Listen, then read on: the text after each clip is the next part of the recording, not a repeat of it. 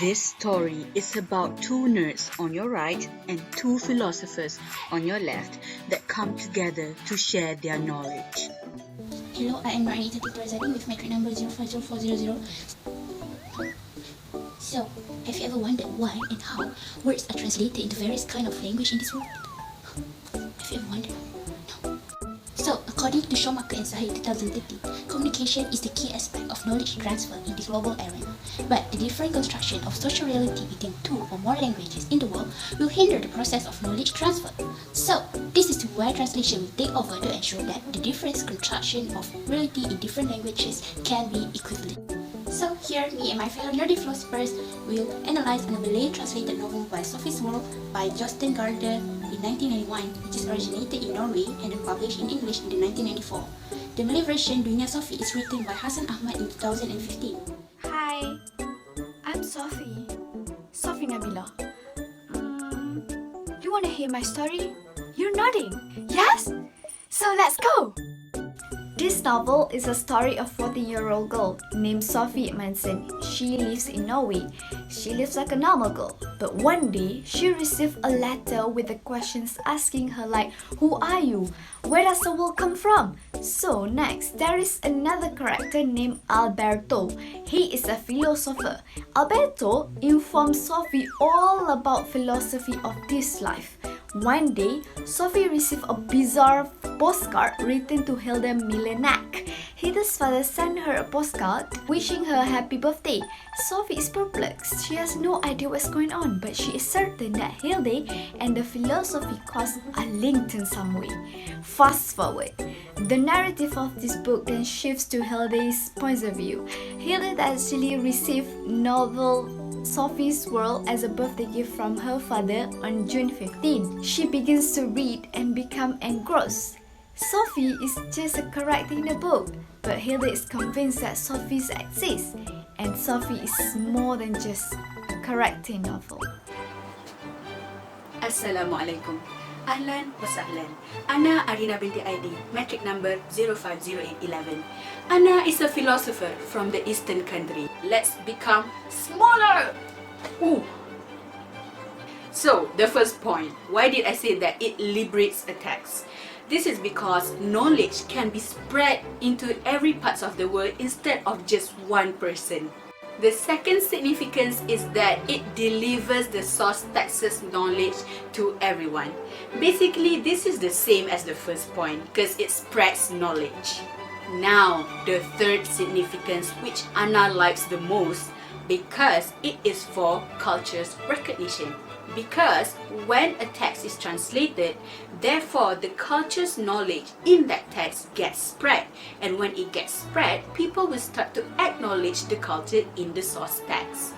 How? Okay, for example, the borrowing procedure. As we know, borrowing uses the same word in the source text into the target text.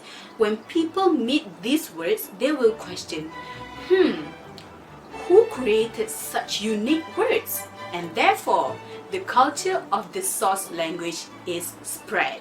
Ana wants to talk about the definition of borrowing and literal. So, what is a borrowing procedure in translation?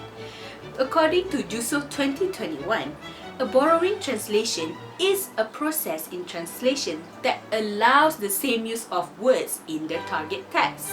It is actually the simplest form of translation. It allows the culture from the source language to be acknowledged in the other parts of the world. I will now do a monologue on the justification for Hassan Ahmad using borrowing technique. We believe that Hassan Ahmad used this procedure for two reasons. One is to ensure the words in target text have the same impact as the source text. Two is to show his appreciation to the source language's uniqueness. Therefore, it is wise that he used this technique as it allows some original words from the source language elevate the reading impact. Now, let's talk about literal procedure. What is it? According to Herman 2015, a literal procedure is a process in translation where the target text tries to imitate the source text. Seems easy, right? But it is actually quite tricky because it constrains the capabilities of a translator. Hi, I am back with another monologue. So, for the justification for literal procedure, we believe that Hassan Ahmad used this procedure for two main reasons. First is to ensure the intended meaning by original author is not tainted. Second is to respect the author's confidentiality towards the text. Therefore, it is a good strategy as the translator can avoid making misconceptions and inclusion of personal ideas. Hi, it's me again. So I'm going to explain about transposition. Transposition involves the process of replacing words from one grammatical category to another without omitting the original meaning of the text. Transposition also covers three other categories or types, which are structural shift, unit shift, and category shift. So the first one is structural shift. Structural shift touches on the shift of word order, the changes of modifier, pre-modifier, and head position. For the first example in TL, the original tag uses an adverb surely a person as beginning of the sentence. Meanwhile, the TL starts the sentence with the nouns or kata nama, manusia tentulah. The second one is category shift. It refers to the change of word class. For example, specifically the change of the part of speech, like from a noun into a verb or from an adjective to verb. The author of the SL uses pale green as adjective to show the condition of the leaf. Meanwhile, the author of the TL changed the adjective cause into verb menghijau to show the condition of the leaf of purchase. The last one is unit shift. Unit shift, it is the change of language unit. The changes of the sentence may be from lower rank into the higher rank or higher rank into a lower rank. The change from a word into a phrase is an example of unit shift. We can see that called in ST is translated into yang diberi nama in Malay. So, all in all, what I can say about transposition is that the author did a right thing by using the transposition technique for the certain sentence, because this technique does it impossible to keep the meaning of source text. It will not increase nor diminish the value of the writer translating the work. Another procedure of translation that falls under direct translation technique that can be found in Dunia Sophie is KELP translation. Basically, KELP can also be called as loan translation. It is an exceptional borrowing technique that acquires expression from source language and the expression is translated literally word by word. There are two types of KELP introduced by BINTI and Gaarder in 1995, which are lexical KELP and structural KELP. Lexical KELP is a borrowing technique that takes into consideration of the target language whilst introducing a new mode of expression. Meanwhile, structural KELP introduces a new structure into the target language from the translation of borrowed words from the source language. This is the example of lexical KELP that can be found in Dunia Sophie, which the translator had translated Greek philosopher into ahli filsafah Yunani. So this is an example of lexical KELP as it introduces a new mode of expression in target language without bending the syntactic structure of target language. So next is the example of structural KELP, which introduces a new construction of structure in the target language following the structure of source language, such as chief officer to ketua pegawai. So, as for justification, as KELP allows an unusual phenomenality in target language, it should only be used when translating phrases or words of target language that have existing expressions from the source language. Modulation is another procedure of oblique translation technique. Modulation is employed to present a variation form of meaning that occurs due to different ways of viewing the world in both source language and target language. The first example of modulation seems genuine in source language and bukan palsu in target language. This shows a shift in point of view as the source language is translated into the negation as in target language. Next example shows that modulation is also used when there is no expression that can be used to translate the expression of words that only occurs in source language, such that there is no words that can express quarter to 3 in target language that indicates the hours. So, it is modulated onto pukul 2.45 to bring the equivalent meaning as the source language, but in different perspectives. Sometimes the target language audiences might have a different way of viewing the world from the source language audiences. That is why modulation is important to ensure that the translation is modulated accordingly with the perception of the target language audience. Yes? Oh. My name is Izzah Sophie, so I'll continue with equivalence. Equivalence is used when there are idioms, proverbs, expressions, or lexicalized terms in the text.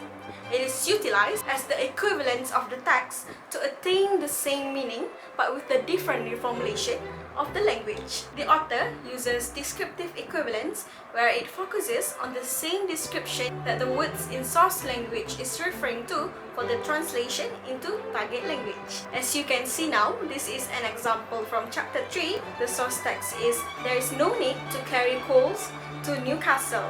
The target text is, "Tidak perlu kita membuang garam ke laut." The idioms in source language means doing unnecessary work, which you are giving something to someone who probably doesn't need it because he has a lot of it. The idiom in target language depicts the situation as the ocean, laut, did not need any more salt, garam, as the ocean water is already salty.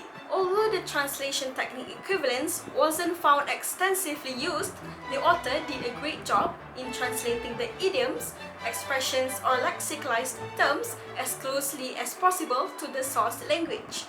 Consequently, it helped the readers to understand the text more thoroughly with the nuances that were intended in the original text. Next, I'll explain about adaptation. What is adaptation? Adaptation ensures that the context of a culture is deliberated when translating a text. It is used when there are specific phrases or circumstances in source language culture, and it is expressed differently in the target language culture. This is an example from chapter 3. The source text is Christ, while the target text is Nabi Isa alaihi salam. In source language culture, Jesus as the Christ is considered the only Son of God and is the long-awaited Messiah. Meanwhile, in target language culture, Nabi Isa alaihi salam in Islam is called Jesus in English, and it has the same connotation to what was intended in the original text. It can be observed that the author did a good job on adapting the source language culture to the target language culture.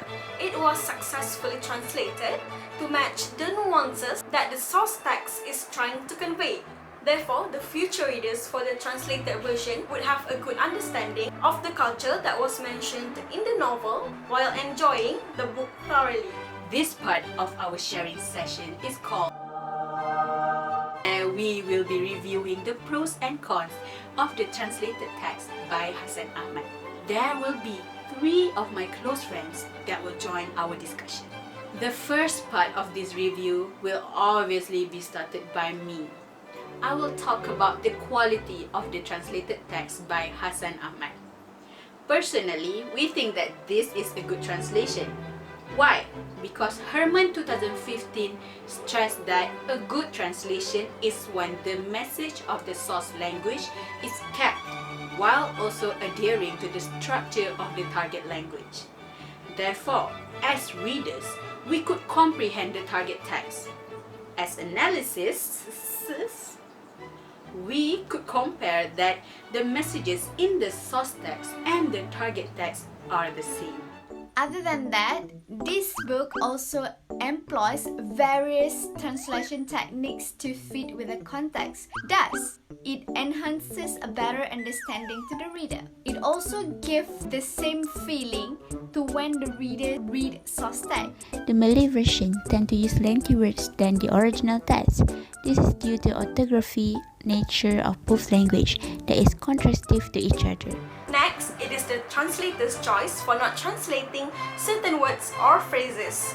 The reason why the translator decided to not translate a certain words is because the translated text deemed sufficient enough to carry the same meaning as the original text. This makes the translated text lack the same depth from the original story. Izzah Sophie is the best philosopher. Oh, I'm sorry. So the conclusion for this textual analysis is that we hope that our analysis open up a new possibility for a greater progression to the translation field. The author also deserved the utmost appreciation as translation is not a child's play. Every story must come to an end. Therefore, farewell.